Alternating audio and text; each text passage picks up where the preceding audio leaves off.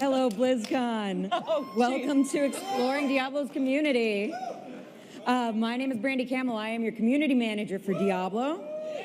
And I'm here today with some of your favorite content creators from around the web to go ahead and talk about some really great stuff. But first and foremost, our shared passion for all things Sanctuary. That's why we're all here. We're here to, just absolutely pour out our hearts about Diablo. That's what we do every day, and we can't wait to share that with you guys. So, without further ado, let's go ahead and introduce ourselves. Who do I have here on my immediate left? Hey, folks. Yeah. I am Riker. I stream and make YouTube videos. 90+% of it is Diablo. And the YouTube videos guides, news discussion about all things going on in the Diablo universe. Excellent. Greetings, everybody. Leviathan here. I am also a Twitch streamer. I co-host the West March Workshop with my guy right there, Nineball, and also create YouTube videos as well. All right. Hello, Nephilim. My name is Anthony Evans from YouTube, and I'm a content creator for Diablo 3 for coming up 5 years now, 5 years. It's great to be here. Good long time. Hey guys, I'm Linksaria. I'm a streamer on Twitch, and I play a variety of games, but I love Diablo 3, and that's my bread and butter for sure, through and through. I love it. I eat it. I breathe it. It's my jam, and yeah, I love it. I mean, that's kind of part of Diablo, right? We all sort of like live, breathe, and eat Oh, yeah. Diablo. Oh, yeah. Oh, absolutely. Totally. Yeah. Like Diablo's life, guys. You must. So we're going to go through a few different questions, kind of talk about our experiences being part of this community, what it's like to create things in this community. You guys have all, let's start with a really basic question here and go through everybody. What was your first Diablo game? Ooh, Your first one? the very first game. Oh, the very first The game very, for you, very yes. first game, yeah. I'm one of the old guys, one of the old school. So, yeah, we used to play Hot Seat with my brother years ago, for years, yeah. Now the question is, did you play it on the PlayStation or on No, PC? on PC. On a very, very small screen. Very small screen, yeah. Awesome. For me, my first foray was Diablo 2, right before Lord of Destruction was coming out. Yeah. So it was a really exciting time, and then spent an entire summer killing cows, which I'm sure a lot of people are. My first was shareware CD Diablo 1 when I was a little toddler. Oh my God. And my dad introduced me to video gaming. It's how we bonded. And but he's the kind of guy that always had to play with cheat codes. So he installed a trainer and just gave me this weapon that one shot killed everything. So very little time spent on Diablo 1. Diablo 2 was what really, really got me into the series. How about you, Lynx? Yeah, for me, it's definitely Diablo 2. I remember staying up all night playing it like a crazy person. And I would hear my mom wake up to go to work, and I'd be like, oh crap, I gotta go to bed. So I'd run to bed and then pretend I'm sleeping. My mom would go to work. I'd wake right back up and pop right back onto Diablo 2. Like, I gotta play, gotta get the loot. So Yeah. definitely Diablo 2, my first. I think Diablo 2 was my first as well. Actually, a friend of mine in high school, her mom introduced me to Diablo 2 because she found out I was super into tabletop RPGs. And so she was like, oh, there's this game I play. You would really like it. And so she handed a 14-year-old Diablo 2. Seems like a good idea. I had great role models growing up.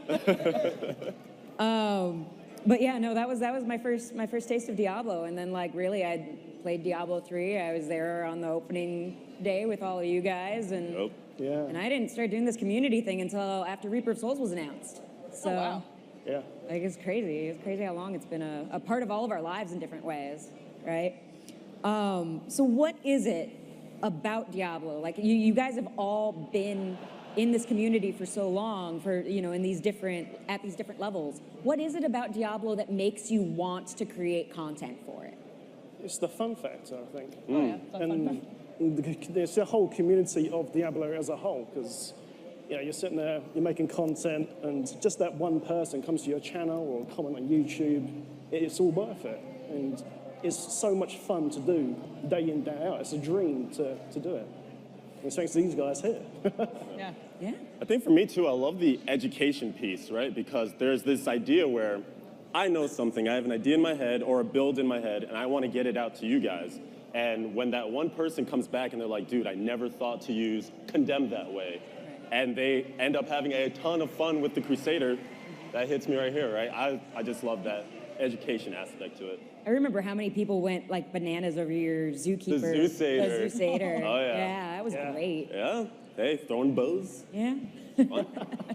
Yeah, it's pretty much the same. The community is honestly the heart of it, and it's just being able to play a game that you love so much and share it with everyone else is truly like an honor, and it's so full of passion in what you do, and it's gonna make me emotional. No, it's so great. Like, there's nothing better than just kicking back, playing with your friends, killing some demons, and sharing that passion with everyone else, and it's the best thing ever, pretty much. I love it. In my case, I started making content about things that I'm very passionate about. I did Dungeons and Dragons for years before Diablo, and I had a little nothing YouTube channel, a couple dozen views on Dungeons and Dragons videos, but I was so into Diablo from vanilla. But then when Reaper of Souls was coming out, I just do a lot of research. I try to be as good as I can be at the game, and I figured, well, I'm doing this research myself. Why not share it the way I do with Dungeons and Dragons? And Diablo's been a huge part of my life since my formative years from Diablo 2.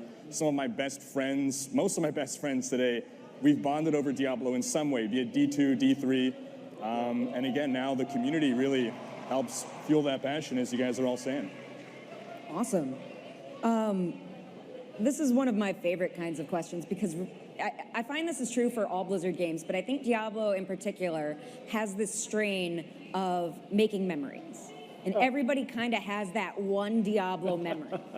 So what is your one Diablo memory that you would want to share with everybody? For me, definitely my first ever Star Metal Kukri drop, by far. I was farming 12 hours a day for 5 months, and it finally dropped, and I just freaked out. I just freaked. I was I remember that. Like, that resonates with me because I'm like, I remember that scrolling through my Twitter, and everybody's just like, you see what Big Daddy Dan got? Like, so awesome. So yeah, there was a big race between a lot of streamers who would get a Star Metal first. I came second, I think. Ooh. Yeah. Nice. It was great. As a competitive player, one of the things for me is chasing those rank ones, trying to get as high as I can on a Greater Rift leaderboard or in the Conquest. And I remember, I think it was season 3, we decided to do the first 24-hour stream where we were just gonna stay up, try and get all the Conquest done. Everybody told me I was crazy. I accepted that, yes, I am crazy.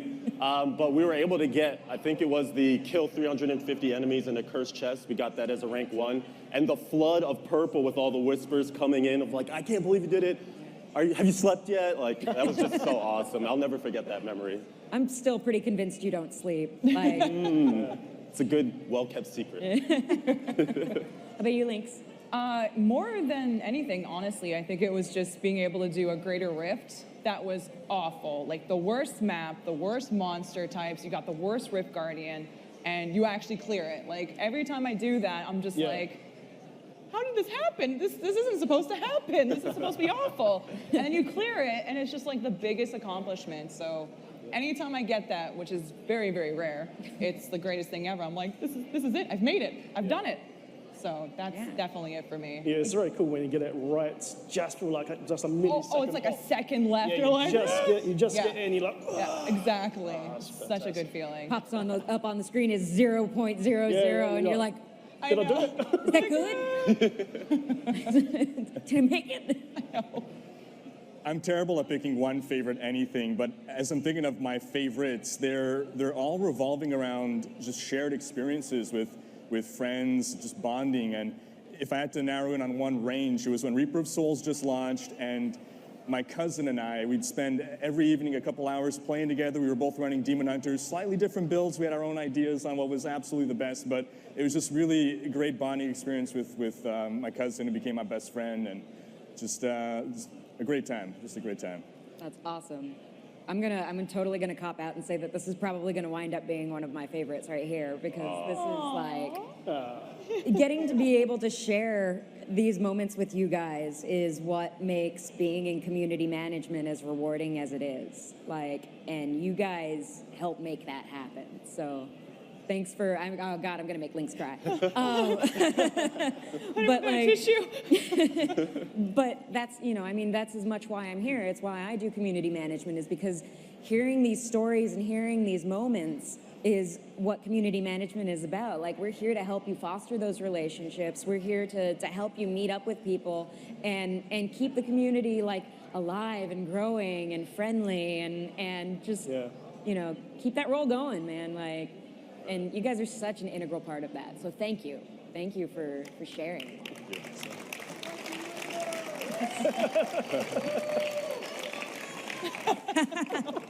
Well, I think if I could just hop into, I think that kind of is one of the fun parts of the content creation side of things, is that even when we're not in the game, right? Like, we have to step out of the game to make these videos or to produce these content, to, you know, talk into the wee hours of the morning with your best friend about, you know, Lord knows what for 2 hours straight. I think it kind of gives that life to it all, because you can play the game, you can grind it all day, but at the end of the day, you're making more friends, you're sort of developing that circle beyond just what you do within the four corners of the game. That's right, Totally. All right, this is, I know I'm gonna hit Riker with this one first, because I know you just said you have trouble picking a favorite anything, so of course I'm gonna give you the favorite question. What is your favorite class? Now, it doesn't have to be Diablo 3. What is your favorite class? Witch Doctor, absolutely. Absolutely. Witch Doctor. I don't expect anything less. I was going to say the same thing. At 10,000 hours of Witch Doctor now. Absolutely. My favorites change throughout the years. I know it's a bit of a cop-out, but I'll give an actual answer. So in vanilla, Wizard was the one I had the most hours on. Back then, I really enjoyed the Infinite Archon Wizard. It was a play style that it was just frenetic of you have to keep killing to stay in Archon form. It was quirky, and I enjoyed that. Then Reaper of Souls, Demon Hunter became my main thing, and I always find myself coming back to Demon Hunter. I'll go through my periods. It took me a long time to come around to Witch Doctor. I'm sorry, Tony, but it did become my favorite at a point. There was a point where it became my favorite. But I tend to come back to Demon Hunter. All right. Steven, I know this is a hard one for you. Oh, yeah, I have to really stop and think about this. For me, it's Crusader. I mean, when Reaper of Souls dropped, I was actually getting ready for it with 9-Ball, and we were playing Demon Hunters, just vaulting around together with the Doneta's crossbows. And I told him, all right, I'm going to take a little break from Demon Hunter, just level it to 11 Crusader to 70, see how it feels. I'll be right back to Demon Hunter. Maybe a year and a half later, I got back to the Demon Hunter. So the Crusader's just been amazing. I love to see how it's evolved, because it was one of those classes, since it was the expansion class, it didn't come in with everything right away, right? So it had to get better over time. We got new sets, which is always exciting as those pop up and see what the new play styles are. So it's just been a blast learning it. Awesome. Lynx? I'm the same as Leviathan. It's You're Crusader. Crusader forever, man. Yes. You know, I just love everything about it. As soon as I saw the Crusader being announced for Reaper of Souls, I was like, this is amazing. This is me. This is basically me. And I had to play it. And once I got to play it, I was like, it's everything I ever wanted it to be and more. So it's definitely my absolute favorite class. I can't go back to anything else. I'll try other classes, you know, if there's an interesting build, but I always go back to what I love and know, and that's Crusader forever. It's hard for me to pick. Like, I almost kind of want to pull a Wyatt here and be like, they're all my favorite They're all classes. my favorites. But I think I have the most hours played on Barbarian, actually. Really? I think if you go back and look, that's my oldest character on my account. It's the one that I rolled day one. And I mean, like, that's actually where the name Dainty comes from, my tabletop Barbarian. So, like, I've always really kind of enjoyed those smashy smash characters. I like being in the thick of things, and I've spent a ton of time on Crusader. I've spent a ton of time on Wizard, but I think I might be a Barbarian at heart. So We all have a favorite. we all have a favorite, I think. Yeah, I mean, there's always that one that you just kind of resonate with and you keep going back to. Right, So- for some reason. Yeah, for some reason or another, it just resonates with you. Let's get So let's get into more fun stuff. I put a few like kind of silly questions in here because, you know, what's a community without having a little bit of fun, right? You got to find the fun. Yeah. So if you were a treasure goblin, what type would you be? Rainbow Goblin! The best one. Before everybody tried to, you know, murder it to get access to the cosmic wings, I would be like, don't kill it. It's so cute. It's just kind of hanging out. Why are you going to kill it for? And I tell all my friends, if you're in my party and we see a Rainbow Goblin, you're not allowed to kill it. It's taboo. You can't do it. You leave it alone. So, and now I can't convince anybody to not kill them anymore because everyone's like, I want the cosmic wings. So it's impossible. I can't convince them anymore. I still don't have those wings yet. I don't have them either. I don't have them. Well, we're in the same club. Yep. Nope. Yeah. Nope. Cosmic wings for you? Don't have them, no. Oh, wow. All right, are we 0 for 5 here? We gotta get a group together sometime. Right? For me, I would say the Blood Thief, and I have a weird reason for it. Yeah. Because I'm pretty sure she has, or he or it, she, whatever you want to call it, has a deal with Kadala, where there's some sort of exchange going on, and all those blood shards that you get from the Blood Thief go to Kadala, but how does the Blood Thief get them?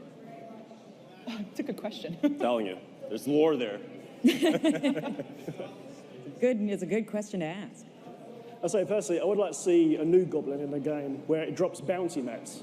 Because we've all run bounties till we're, you know, to the point sort of thing. So I'd like to see a new goblin, a little fat one, where we hit it, it bounces around the screen. Drop random bounty mats.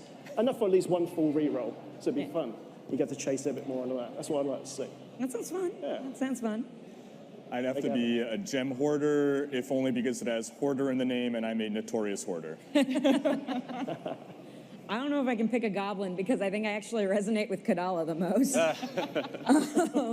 I don't know. Some of you guys might know that I play a lot of Blizzard games. I play World of Warcraft as well. My paladin's actually made up to look like Kadala, and he's named Kadala. Mm-hmm. And every time I'm out doing bounties, like I'm doing, well, not bounties, out doing world quests. Shh, I didn't say that. I'm out doing world quests, and I get people who roll up and they're like, "Why don't you ever give me good loot?" And it's just like the fact that I get to have that kind of cross-franchise moment with like through there is that there's Diablo fans everywhere. Oh, yeah. I hope you're not on a PvP server. No, I am not. That's definitely an intentional choice. All right, here's another fun one. So if you could create a legendary, any legendary, and whatever it does, what would it do and why? I would personally, I love pets in Diablo. I absolutely love pets in Diablo. Absolutely love them. So I would like to see some sort of legendary, a pet mechanic legendary. So if you're playing a witch dots, for instance, say you've got lots of fetches up at one time, they might combine into one giant one and rampage the screen for a few seconds or something like that. Or maybe the fetch might jump on the back of your zombie dog and run around. He might be able to cleave as it past. Yes. You know, things like that. Or the gargantuan can pick up a fetish and just chuck him like a missile across the screen. You know, some sort of mechanic, Right. mechanic for pets. I'd love to see that. And not just for witch dots, for the whole of all the classes. So it'd be a hard undertaking to do, but it'd be cool to Right. see. I'd love to see that. It's pretty interesting. Yeah. You guys? I think it's time for an offhand that matches the Herodric hamburger, because everybody eats food, and a hamburger's great, but we need like maybe some fries or something like that. A beer. And yeah, oh, a beer. I like that. That sounds good too. Yeah. And I think you would be able to turn it into Tyrael and get bounty mats, because again, we all want bounty mats. Yeah. Tyrael does have some strange stomach He's always issues hungry. going on, so. Right. I guess for mine, and I put a little thought into this one, so some sort of flail that would work with blessed hammers, but instead of hammers, they're hamsters.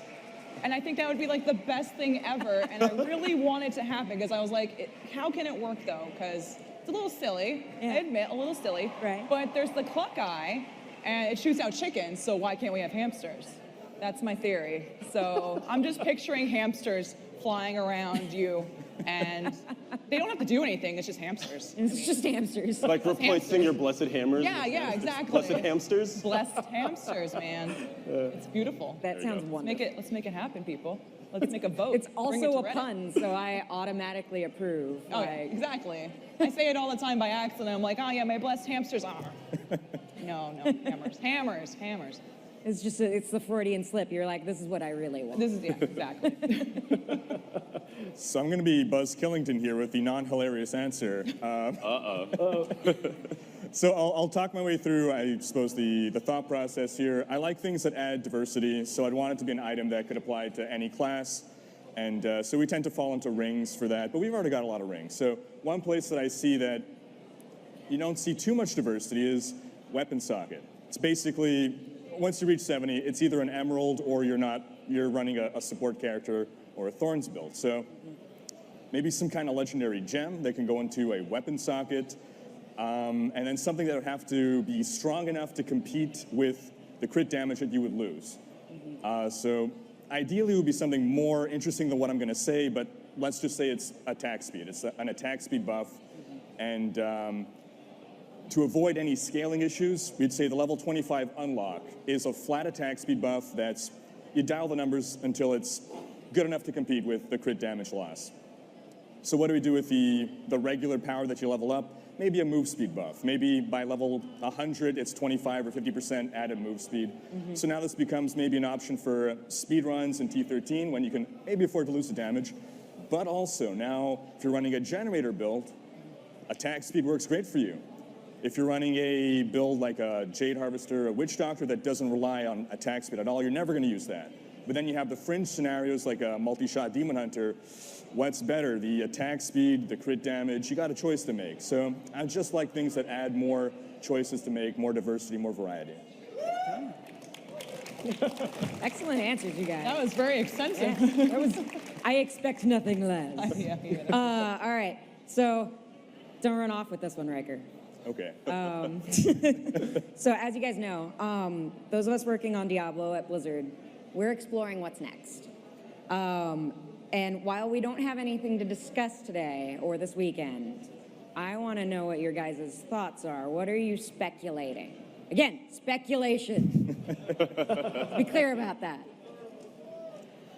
So last year, Frank Pierce came up at Blizzcon and made a very powerful statement about just pledging loyalty to Diablo, that Diablo has a future, an important future, and that meant a lot to me, for Frank Pierce to come up and say that. So that combined with the job postings that have been quietly going up and coming down for Team 3, for the Diablo, section, there's no doubt in my mind that there is something coming. I know you're not ready to talk about it. I don't know when you will be. I don't know what it'll be, but I'm ready and I can't wait. Yeah.